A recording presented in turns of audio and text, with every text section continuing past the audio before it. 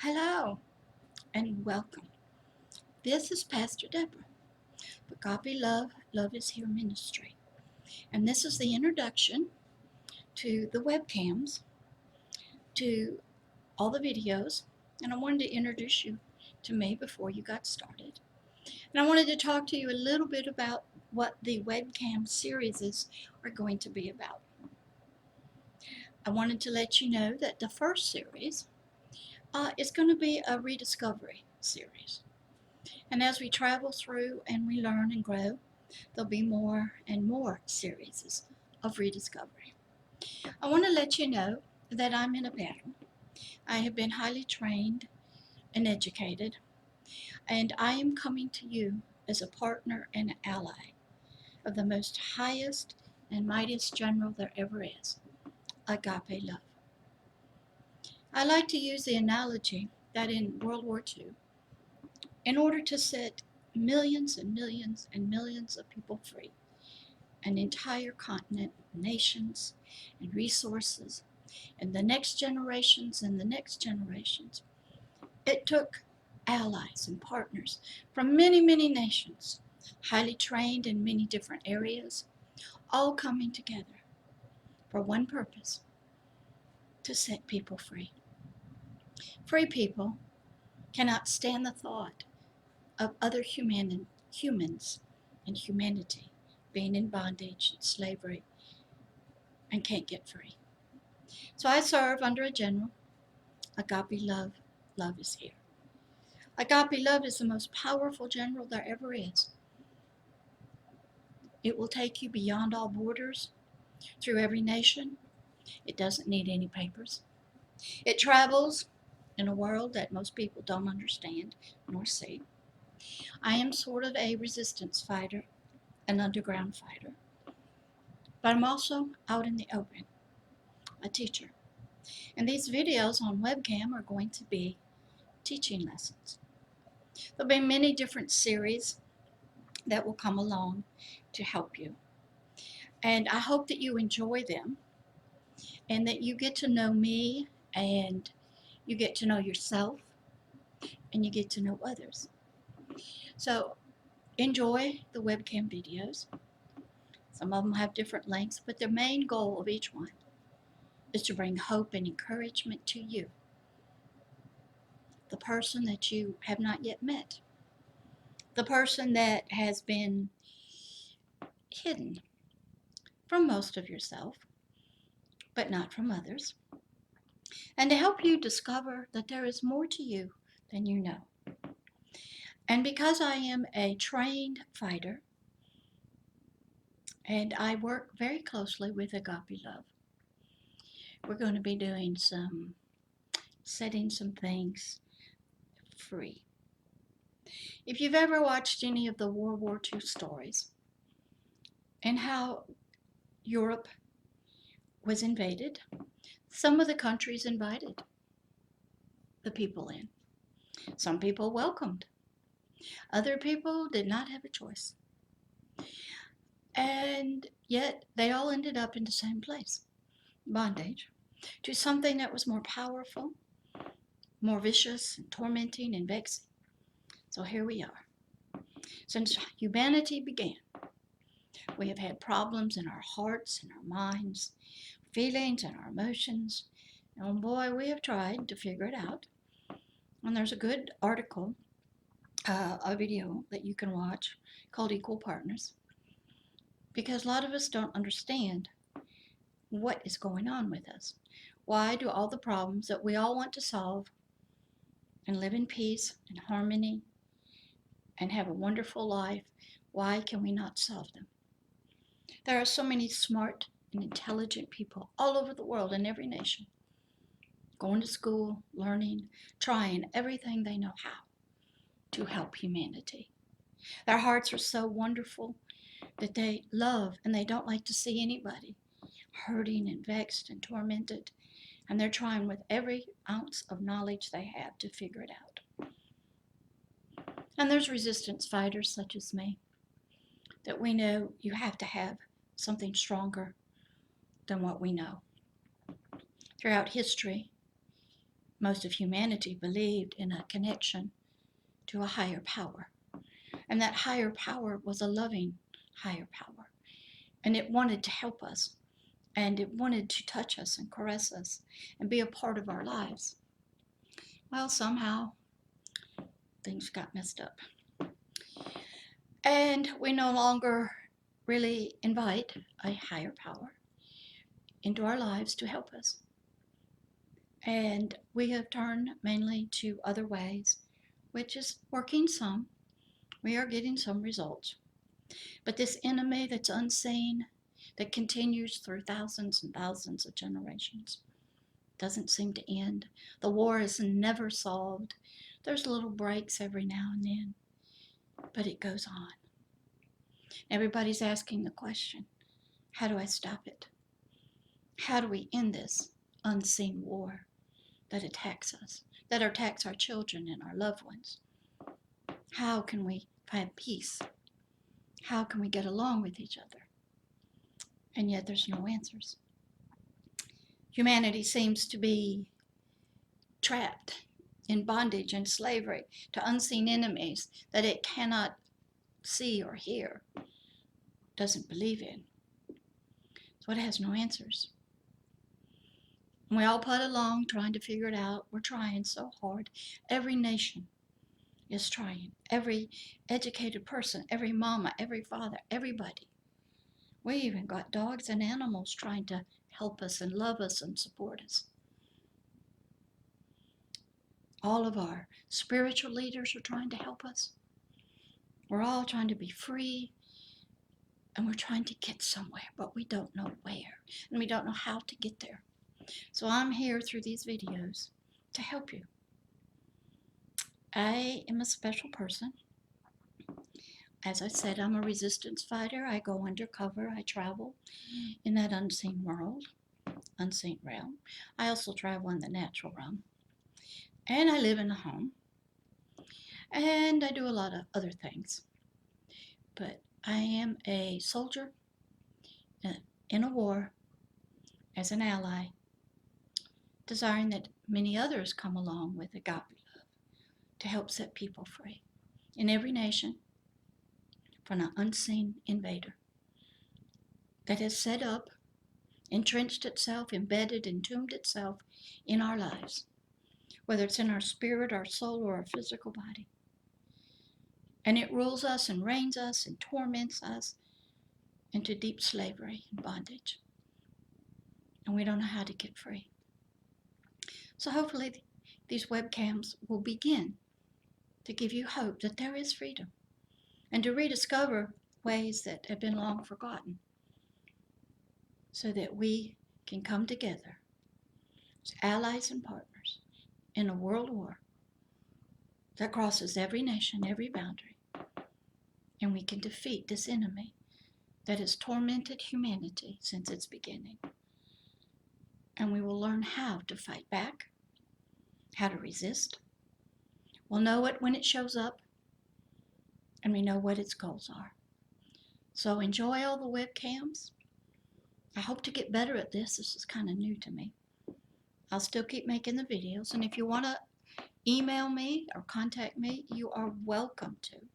My email address is Pastor Deborah, Deborah, at agapeloveishere.org. You may link to me on LinkedIn at Pastor Deborah, Love is Here. There are some videos on there. Also, I'm on Twitter under Pastor Deborah, Love is Here. I also have a YouTube channel called Hidden Kingdoms. There's a lot of videos there. I'm also on 4 different podcast platforms. I think it's iTunes, Google Play, Stitcher, and Intune. So if you have an Alexa or something, you can ask for Pastor Deborah. There are some audios you can listen to. And also, I have the website, www.agapeloveishere.org. I'm already currently in partnership with people in Nepal and Kenya, the Philippines, and here in America.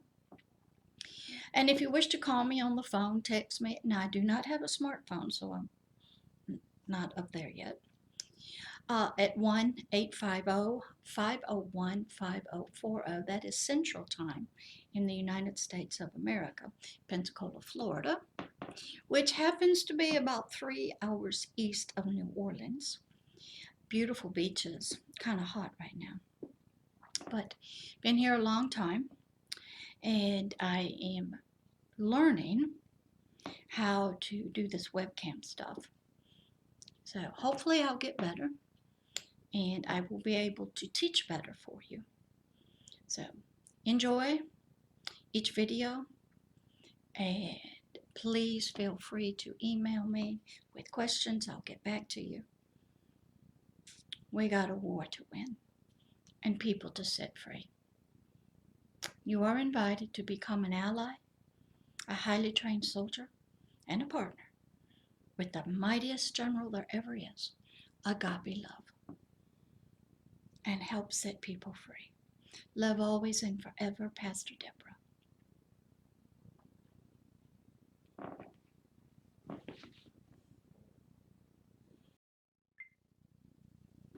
Hello, Pastor Deborah here, and it's so glad that you're watching this again.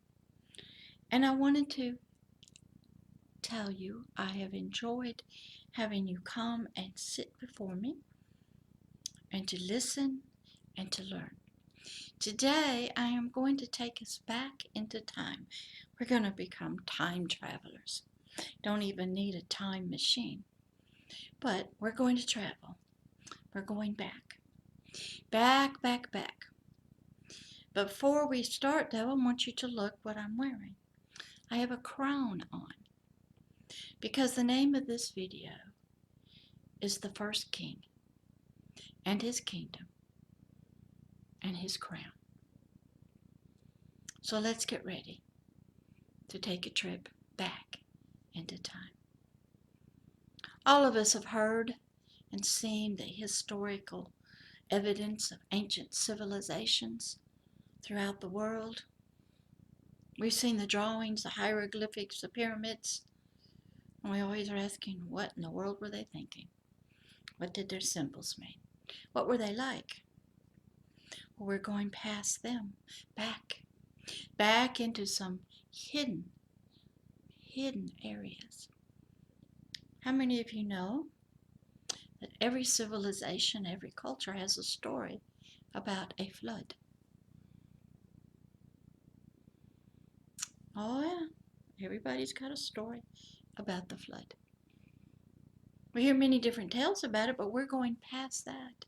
We're going back before the flood.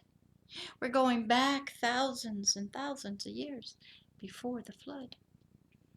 We're going back maybe right after the dinosaurs. But we're going back. Because a lot of times to find out how we go forward, we first have to go back. We have to have understanding and knowledge of where we were, how we traveled, how we got to where we are today. So let's go back. Let's take a trip backwards through time, through the ages. Now, we're back before the flood. Most of us don't know what the world was like. We don't know what the people were like. But there seem to be people, animals, because somebody wrote about a flood. And it's all over the world. Every culture has it. And if you go into the geological scientific area, even the lands and the sediment tell us about a great flood. We're going back. Somehow, this species that we seem to be, called a human, a humus, something of dirt, and something called man. Doesn't mean gender, doesn't mean sex, it means a species. And somehow we have learned to call ourselves a human, humanity. And what that means is we're not quite sure. The word hu, H-U, means humus, means dirt, earth of the planet. And man, if you look in the dictionaries, means something inside of the dirt. Now, way back in the beginning, somehow we got here. Some people say we evolved. out of the ocean. Somehow all this DNA came together. That seems kind of weird, but okay. Other people say we evolved from other animals, other species. Could be. Others said there was a great designer and creator, and he created us. And of course, a lot of people say he didn't create us this way, did he? I mean, we're a mess. We got genetics all screwed up. We're tall, short. We got messes. Our minds, we have hormone problems, gene problems. People are born with all kinds of disabilities. Surely, if a great designer created a human, a species, he wouldn't be very kind if he created them to have disabilities. So, whatever you believe, how we got here, it's all important because at least you're thinking about it. A lot of people don't even have a clue. They don't think about it. They don't want to know about it. They're just here.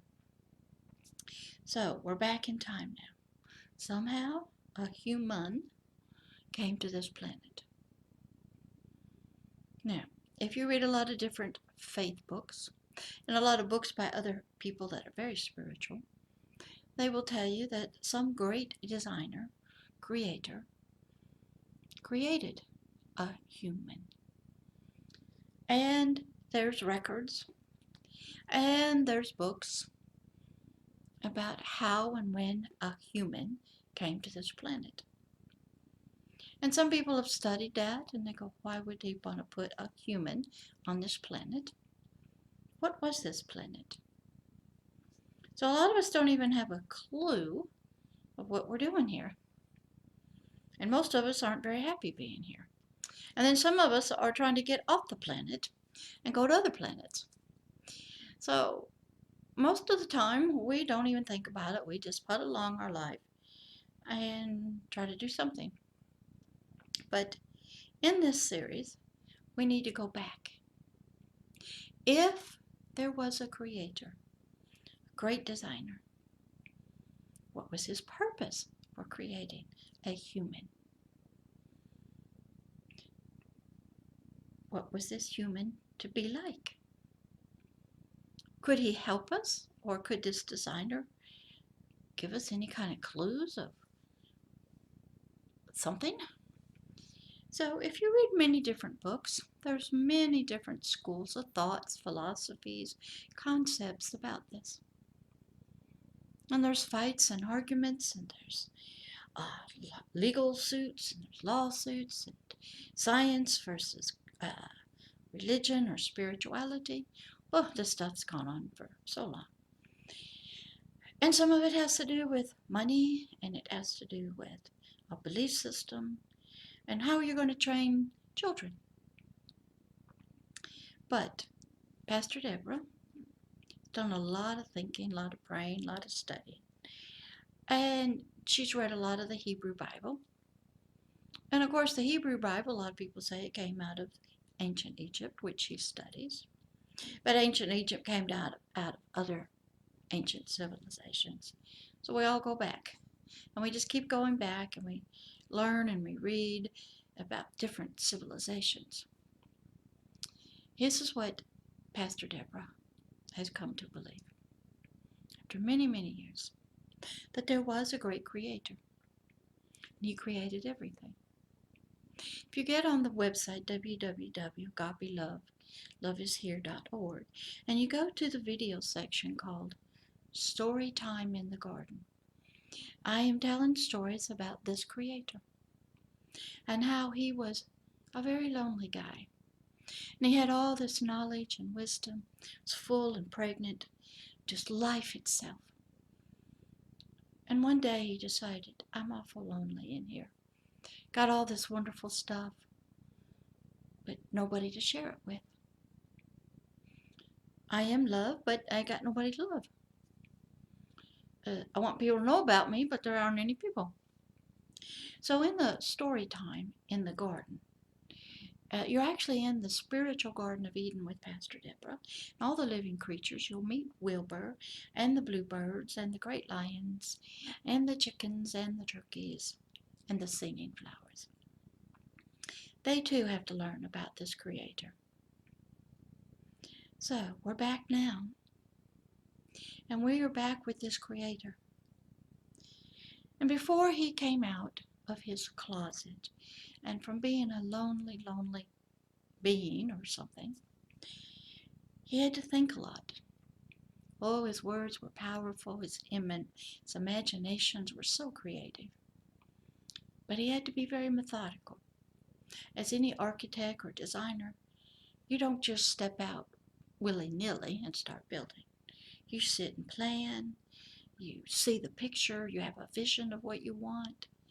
You kind of know what you want it to look like before you get going. And so before he stepped out of his closet of just being one, he sat down with himself and he said, okay, what do I want to do? How do I want to proceed? What steps do I need to take? I'm going to step out, I'm going to speak out, and I'm going to go out of myself, send light in my words, into the vastness of nothingness. Well, what's out there? Nothing. Nothing. And when I bring forth things from myself, it may not have known who I was. This Creator was like a baby, like a mother with a baby in the womb. The baby was growing and developing. It knew nothing outside the womb. And when it came out, it had to learn. So this Creator decided he was going to be what he was, a creator. And if you are a creator, a visionary, you have to create. Well, he'd been doing that since he was whenever. And he was full, he was pregnant, he was overflowing with ideas and concepts and creatures and pictures and sounds and songs. But one, he had nobody to share them with. And one day he decided it's time to give birth. And it's time that the things I give birth to, I've already created, and they will come to know me. And they will come to learn about me. And I'll watch them and help them and grow them up. I'll be their source. And I'll eventually no longer be just one. I'll have friends and family. I'll have a land and kingdom. Oh, I can't have a kingdom unless I'm a king. So I got to get a crown. And I have to be a king. Well, what's a king? A king is somebody that when he speaks, his word is law. It governs everything, sets the standards. Well, what's a kingdom? It's a territory that the word, the king, rules over. He owns it by right of creation. And what do all the things that are created in his land do? They love him. They serve him. They're grateful that they were created. They grow and develop. They learn. And what he does that most kings do not do, he's a singing man. He sings. He's music. And when he sings out of his spirit and his heart, it's like light going out into the vastness. And the flowers start singing his song. Colors of the rainbow appear, sparkling, glistening. But he wasn't there yet. He was still in his closet thinking, counting the costs that he was going to have to pay, because there were going to be many to pay. Even though he was a loving creator, and he was going to create all life, and he was going to give of himself, nurture it, love it, and care for it, watch it develop. He knew that somewhere along the line, at some point, some of his creatures, his creations, were not going to be happy being what they were. And they were going to rebel against him. And he was going to have to kick them out. And they would cause great havoc and hurt to his heart. And he was going to have to deal with that. Then he knew that he wanted to be a father and a mother, because he was both. And he knew he wanted to have children. And then he wanted to be a grandpa. He wanted to have a family. He wanted to watch them grow, and then he wanted to give them an inheritance where they would be kings. So he had all these ideas. They were always inside of him. But he had to sit down with himself, and he had to plan everything out. He had to count the costs. They were going to be heavy. Because his foreknowledge, he could see he was outside of time. In fact, he created time. He could see the end even from the beginning. And he knew that at some point his children, they were going to run away from home. They were going to follow another person. And he would have to spend many, many, many thousands and millions of years without really talking to them, without them at home, without them knowing who he was, loving him. And he didn't know if his heart was strong enough, if his love was powerful enough to make it through to the end, to hang on. Could he handle their ignorance, their laughing at him and mocking him and forgetting him? Could he turn away his anger and his hurt at that and still love them? Could he keep working to get to the finish line? Throughout long, long years of darkness, hurt and pain, did he have it in him to do it? So he sat down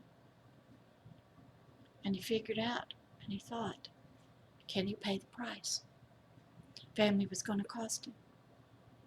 Being a mother and a father to creation was going to cost him. Did he have it? Could he do it?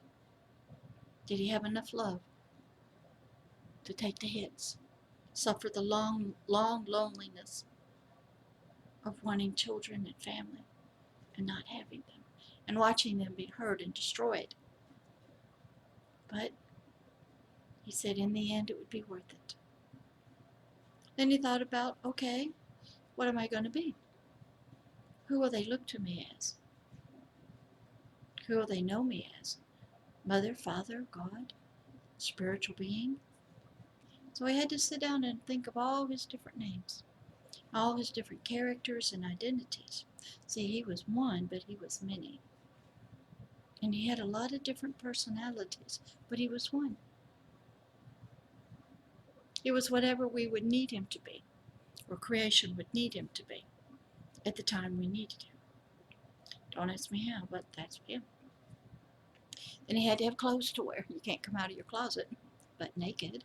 That would not be good. You would not want to see your creatures that you created, see you walking around without any clothes on. So what was he going to wear? This was going to be a big day. He's going to put on his best top hat and his tails. He's going to be dressed to the T. He's going to put on his robe of righteousness, wear a crown. Because once soon as something pops out, the first image that will be imprinted in their mind and their eyes was him. And he was going to put his image, his stamp on them. And this creation, called a human, was going to be made exactly just like him. In his image, in his likeness. And he was going to give this creature all authority, all dominion, all rulership, put a crown on his head. He wanted children, and they were going to be just like him. Well, you can't be a king in another king's territory. If you're a child, you're the prince. You're sort of in training, learning. So, this one God, this higher power, this creator, had to create something besides the world that he was living in. So he had an idea. I will make the spirit part of man. That is the one I will give my image to, my likeness. I will put the crown on the spirit man's head. Then I will make him a body of dirt out of this planet. I will put him in another territory, another land, and he will rule there as a king, just like I rule up here. And I'll be so proud of him. He'll be my kids, and they'll have their own land. Not only the land inside of them, their spirit, and then eventually when a helpmate comes along, and then their dirt body. And they would first start ruling there, that kingdom. Then they would learn and grow. And they'd discover the animals and the creatures and the planet, just like little babies in the earth do. They have great potential when they're born. We all want them to grow and develop and drive cars and grow up and go to work and have children. And we're all helping them as best we can with what we got.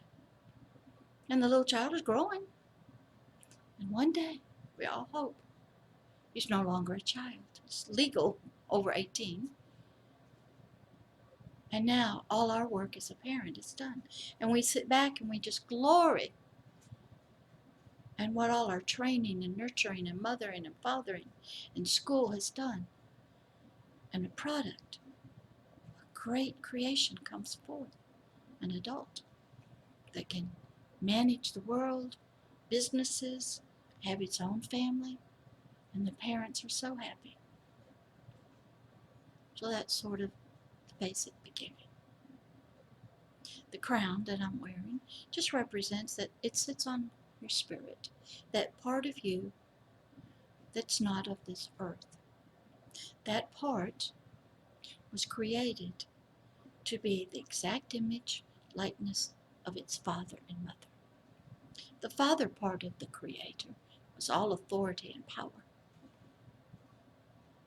He was king. He had rulership. He was full of majesty and glory. And his mother was the agape love of God and the wisdom of a mother and the nurturing part and the comforting part of a mother. And it was this mother, the agape love, that was the bond of the family, the bond that would hold everybody together under the banner of agape love. And sometimes love is more powerful than authority. You can have all authority and dominion, but if you have no love, no agape love, then you cannot rule the way you were intended. And you become corrupted. And as we know, we got a lot of them out there. So the crown went on the spirit. But he was born, however he came out, and dirt was made to cover him up, sort of clothes. But he didn't have a clue. Just like a baby doesn't know he got a belly button, what's legs, doesn't know anything. This little guy, his name happened to be Adam, which means dark earth. He just sort of comes out. And he's covered in this light because he has this connection to his father through the spirit of life. And he's like 500-watt light bulb. He's glistening. He's just white. You can't even see his dirt because it's covered with so much power and light. But he's very ignorant. Just a baby, like we see in the natural. And the reason is, God had already had a problem when he created creatures. There was one guy and some of the angels, they all popped out in creation with full knowledge and wisdom of everything. And one guy was named Lucifer. And he was one of the high archangels. And when he was created, he had full knowledge and wisdom of God. He knew the rules. He was a grown adult. And there was no excuse. And his role was God would speak through him, sing through him, speak his light through him, and brilliant light would come out. And this creature started looking at his light and looking at himself and thinking of himself. It was his light, because the guy that was doing it wasn't anywhere around. And so his heart started getting lifted up in pride. And he decided, well, if I'm going to be this bright and have all this authority over 1/3 of all of these creations, I don't need to be down here. I want to be on the throne and ruling. Because he looked at his own beauty and thought he had something, but all his beauty belonged to somebody else. So when the Creator heard that, he kind of flicked him on out down to lovely earth, and we got to deal with him. And I do believe that when the extinction of the dinosaurs came, they talked about some great catastrophe happened, wiped them out real quick. I think that's kind of when this guy, Lucifer, got kicked down here. Because God was going to have to make a way. He provided resources. Because most of our scientists say at that time the human species was not cohabitating with the dinosaurs. They were kind of big. We were more mammal oriented. They were more reptilian. The earth was not prepared for us yet. And so from that place, Lucifer down here, but he got his name changed. And that's another teaching about names. His name became Satan, which actually means adversary of God, the Creator, because he was mad. Now, he can't hurt God, the Creator, but he can hurt the earth that he created. He can mess with and torment and vex God's beautiful children. So he went about when he saw this Adam get created, and he heard God speak to him, even from heaven, about he would be blessed and he would have all authority and dominion, and he was to be a king down here and run the earth as a manager and as a king for heaven. Well, Satan says, that's my job. I'm going to get it. And I have. So we went about and plotted a plan to take over. And that's another day. But our beginnings as a human are way back there. We sort of got created like a little baby earth, little baby in the earth world, full of potential, made in DNA images of our parents. Brain has to grow, has to be nurtured, has to go to work, has to think, we have to eat. And eventually we would get there, because if we had full knowledge of all of the stuff as Lucifer did, there was no forgiveness. There would be no, sorry, didn't know what was going on, because that wouldn't be true. So God, when he created this human, he didn't create him like all the other creatures. So the one had to have a plan. And this video is just to talk about getting things ready to step out to the vastness of nothingness and create. So this guy decided he's going to be a king. He put on his king's crown, picked up his scepter, put on his robe. He knew that when he spoke, his words would bring life and death, and they were the law. And he counted his cost. Could his heart handle the pain, the agony, knowing that one day he was going to have to pay the price for his children? Did he have enough? Could his love go that far? His patience, his suffering, his loving kindness, could he go the distance to get what he wanted? Those are questions only he could answer within himself. But that's sort of the basic beginning. I wanted you to have that so you could start thinking a little bit more about that a human is a three-part being. He has a spirit that wears a crown, but if we lost it, Satan got it. And we ended up becoming slaves and in bondage. One of the great movies to see that is Charlton Heston with the Ten Commandments. Our little spirit became enslaved to other stronger powers. And then we sunk down into the soul, which was the helpmate. And it got dark, and the spirit and the soul became married, intimate, one with each other.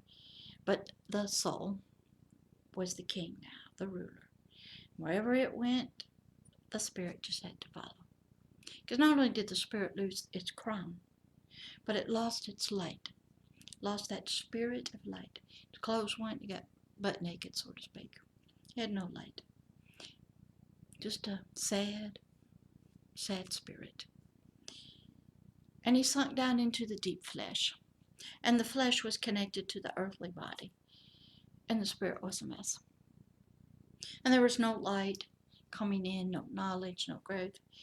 And what happened was Satan took this creation, shaped it, formed it.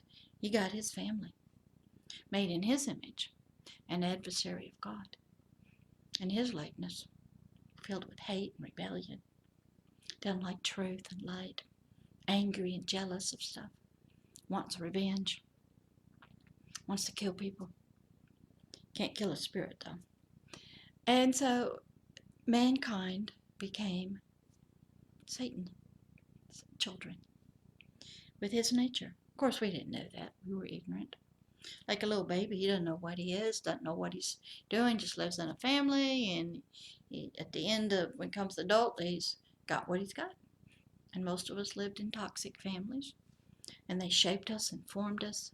We developed ideas and concepts and principles, and we got hurt and wounded, and we got abused in every kind of way, and it wasn't nice. So we can learn a lot about our spirit by looking in the natural. And this video cam is to just help you go back, get some basic foundation and understanding so that you can begin to see. It's hard to start in the middle or the end. It's better to go back to the beginning. So we become archaeologists, scientists. We're digging and looking. We're analyzing. We're searching out knowledge. We're seeking treasures. Now, I've done this for years, so I still do it, because I always want to know what in the world is going on. What's up? Is there something spiritually going up? Is Satan behind this? Is God behind it? What's happening? What's really going on? Because most of the time I don't know. So I have to rely on the Creator to tell me. So this videotape is to tell you that originally the humus, the Adam, the whole humanity race wore a crown. And the spirit was the king. And the first kingdom was his own body, his own spirit, his own soul, and his physical body. That was the first kingdom. But this king was to dominate and rule with the authority from his father. And he was to get everything under subjection to the father's rule. And then from there he started stepping out, naming the animals and giving them their purpose and their nature and their essence. We all got to work. So before you can really develop, you have to work. You have to study. So he was in the garden, and when things went bad, they got kicked out. But Deborah passed, I was able to find the entrance through many years of looking. It's still here on planet Earth. In fact, when you watch this, we're probably sitting in the garden right now, and Wilbur and all the animals are probably with us, because they love to hear these stories that I tell. So if you go to the website, www.agapeloveishere.org, go to Storytime in the Garden. There's several videos. Listen to them. Watch all the other videos, because it's a lot about teaching, about coming out, being a leader, discovering yourself. The one is a really interesting creator, and all the different things he goes through before he even stepped out and created. So I hope you enjoy this. Please email me any questions you'd like to have, or text me. I hope to get more of these up.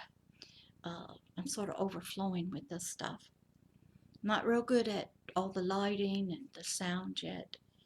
And I'm going to try to get this all up as a podcast. I haven't figured that one out either. But welcome. It's so wonderful to have you. May you come back again. Hopefully in a few days I'll have another one up, and you can enjoy and learn. This is Pastor Deborah. a spiritual teacher in the Garden of Eden, and a spiritual shepherd and mother. Love always and forever, Pastor Deborah.